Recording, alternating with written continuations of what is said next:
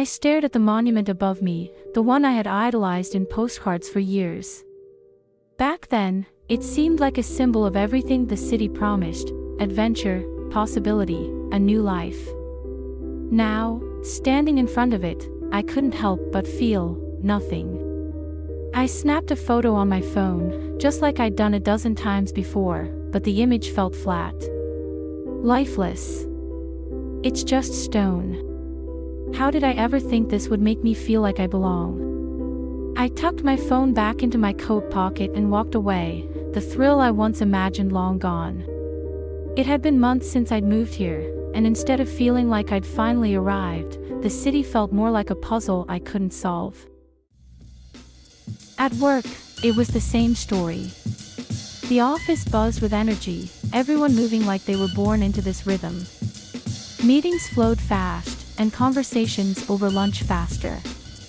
I tried to jump in, but my words always came too slow, too soft. During one meeting, I presented an idea, only to be met with polite nods and quickly overshadowed by louder voices. At lunch that day, I sat at the table, watching as my coworkers laughed and shared stories like old friends. I tried to join in, something about weekend plans, but my words fell awkwardly into the space between their easy back and forth. Eventually, I gave up, stirring my salad in silence. Maybe I'll always be a step behind. Too quiet. Too small town. After work, I wandered the streets, hoping to clear my head. The city was beautiful but overwhelming, a place where I should have felt alive but instead felt lost. That's when I found it.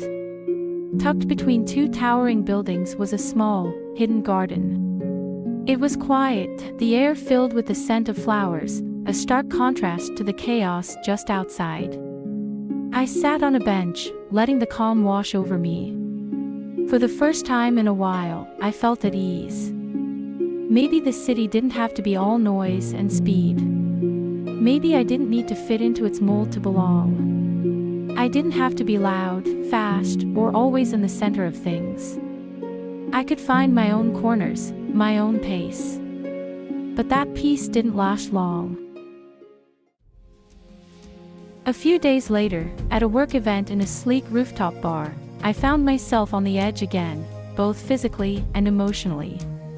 My colleagues laughed, clinking glasses, effortlessly blending into the city's pulse.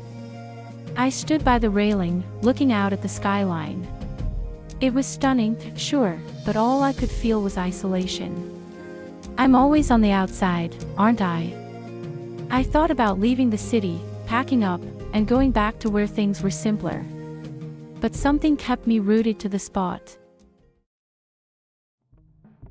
The next morning, I returned to the garden. Sitting there, it clicked. The city wasn't just the big, loud parts. It was these quiet moments, too. I didn't need to change who I was to fit in here. I could hold on to my small-town self while still making space for the unknown. I smiled as I stood up, feeling lighter than I had in months. I didn't need to solve the city. I just needed to exist in it, on my terms. And for the first time, that felt like enough.